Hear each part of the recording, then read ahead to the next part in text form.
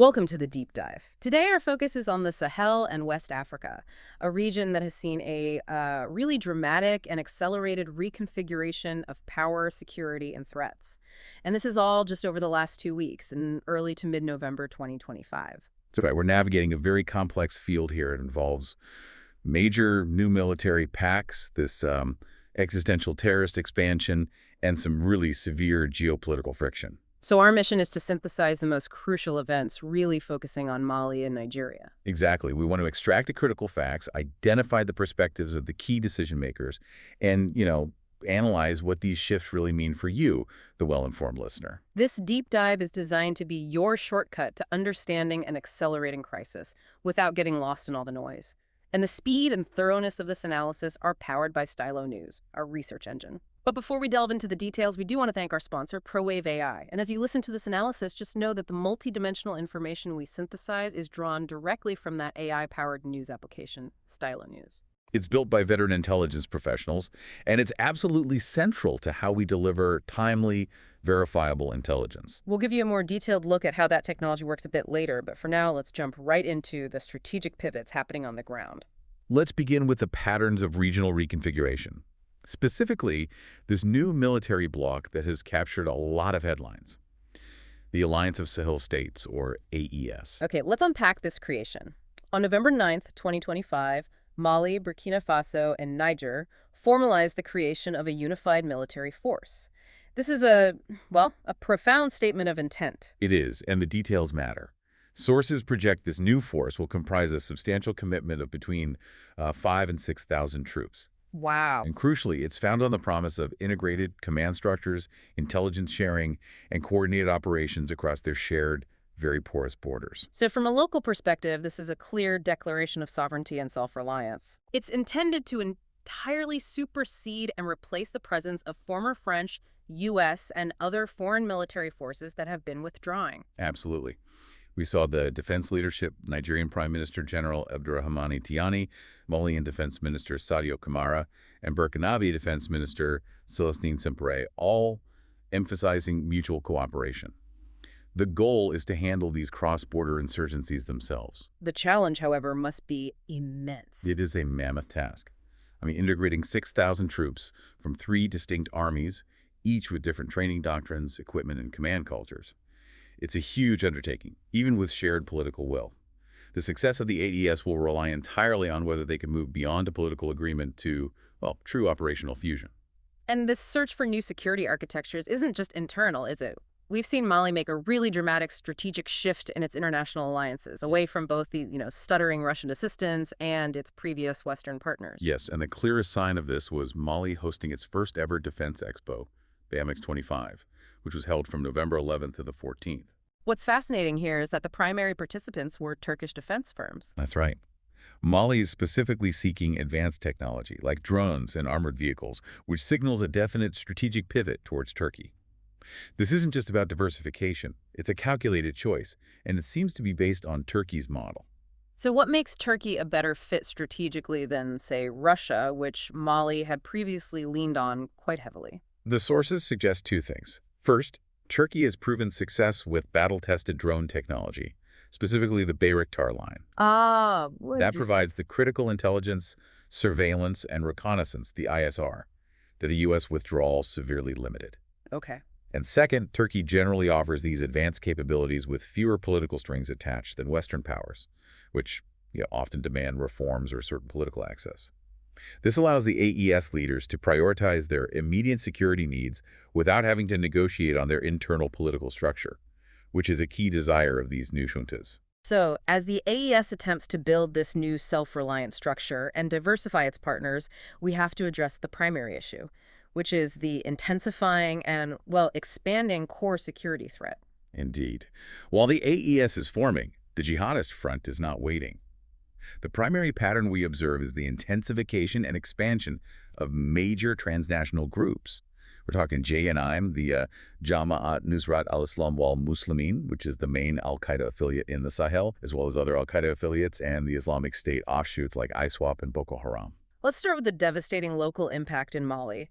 Since September 2025, JNIM has imposed a severe fuel blockade around the capital, Bamako. And that blockade has triggered a major energy and humanitarian crisis. The scarcity of fuel is paralyzing the transportation sector. It's forcing widespread school and business closures. And critically, it's stretching the Malian military thin as they struggle to secure supply lines over these vast distances. It's an effective siege. It is. It's intended to generate internal instability. And the human cost is acute, and it's designed to terrorize the populace. The public execution of the patriotic social media influencer Mariam Cissé in Tonka on November 14th, it was carried out by armed groups, and it just tragically underscores the depth of the security vacuum outside the capital. And it sparked massive public outrage. These specific harrowing actions really remind us of the gravity of this conflict. And if we connect this to the bigger picture, this violence is not contained to the Sahel heartland, is it? Not at all. This instability is producing massive spillover effects into neighboring Nigeria. The UK Foreign Office, the FCDO, recently issued a stark travel advisory. They advised against travel to 21 Nigerian states due to elevated risks from terrorism, kidnappings, and violent crime. This situation inside Nigeria seems to be rapidly deteriorating. In Borno State, we saw deadly clashes between Boko Haram and ISWAP that resulted in, approximately 200 deaths? That's right, and it demonstrates the brutal internal competition between these factions. But perhaps the most strategically concerning development is the expansion of JNM. Absolutely. JNM conducted its first verified attack on Nigerian soil in October 2025. This was in Kwara State. And this is not arbitrary. No. This signals a clear intent by the al-Qaeda affiliate to establish a new brigade and, crucially, to control lucrative gold mining regions in the northwest. So when a group like JNM focuses on gold mining regions, are they just looking for territory, or is this really about securing a specific revenue stream? What does controlling gold mean for their longevity? It's entirely about revenue and operational sustainability. Controlling gold mining regions provides a durable, independent funding source. It diversifies them away from reliance on external financing or just simple extortion. This makes them significantly more resilient and harder to dislodge. So it turns an insurgency into a long-term, self-funded security threat. Precisely. The scale of the violence being reported is just shocking. We have reports citing the mass abduction of 25 schoolgirls, all of them Muslim in Maga, Kebbi State, on November 18th. And alongside that, reports of 102 Christians killed and 114 abducted in just a 2-week span across several states. Yes. Taraba, Plateau, Kaduna, Benue. The violence affects all communities, and it's amplifying the urgency of the crisis and, frankly, stressing the government's ability to cope. And this internal crisis is unfolding at the same time as we're seeing significant diplomatic fallout and geopolitical tensions. Yes, it marks a definitive shift in Western influence across the entire region. So let's look at the consequences of these lost partnerships. The U.S., for instance, lost critical access to air bases and surveillance capabilities in Niger by March 2024. That's right. And it wasn't just a physical loss of a base. Sources indicate they lost critical ISR intelligence, surveillance, and reconnaissance capabilities. So essentially, the ability of the U.S. and its allies to track these expanding and diversifying jihadist groups through, say, signals intelligence. It's vanished across a significant swath of the Sahel. Which leaves the global community operating with insufficient information while the threat is accelerating. And we've also seen major friction between the U.S. and Nigeria over Nigeria's internal security crisis. Former U.S. President Donald Trump threatened military intervention in Nigeria over allegations of Christian genocide. And this prompted an immediate and very public rejection from the Nigerian government and youth coalitions. They united in viewing it as a gross violation of sovereignty and interference.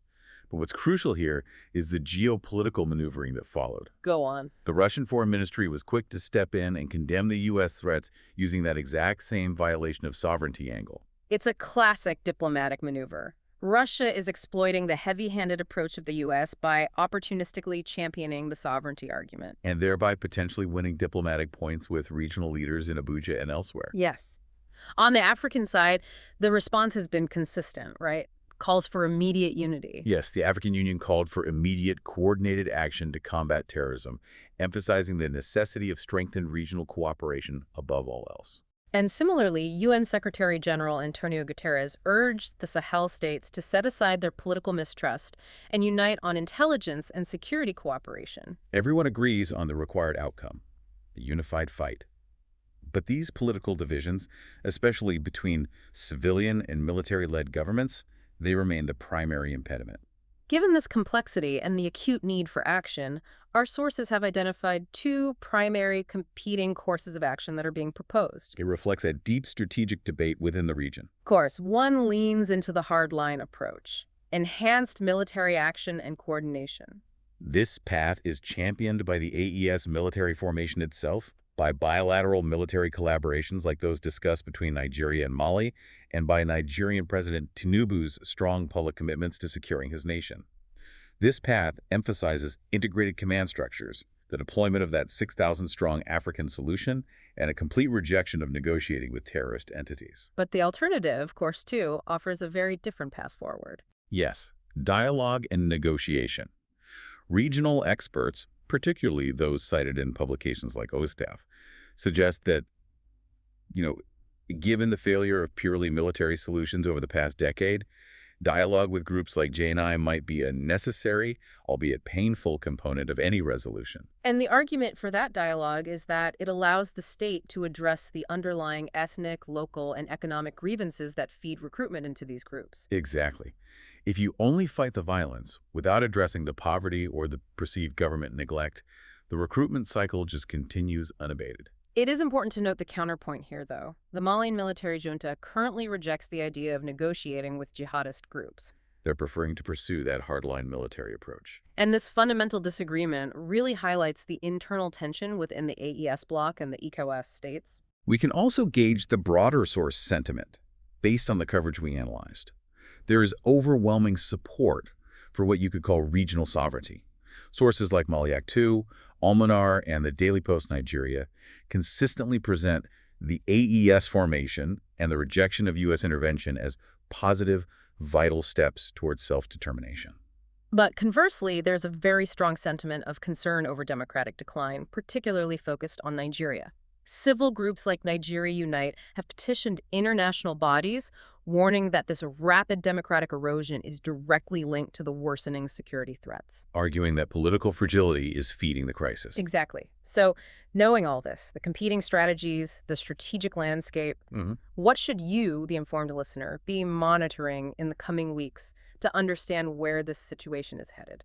Based on the intelligence we've gathered, 3 developments stand out as particularly critical. Okay. First, monitor the AES military deployment timeline.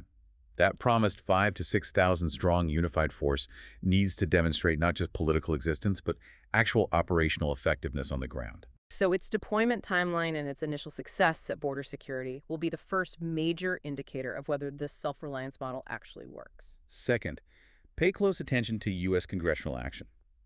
A decision is expected around November 20th on whether the U.S. Congress will officially designate Nigeria as a country of particular concern, a CPC for religious freedom. And if they do designate it, that could potentially trigger sanctions or aid cuts. Which would further complicate bilateral relations and potentially strengthen that narrative of Western interference that Russia is currently exploiting.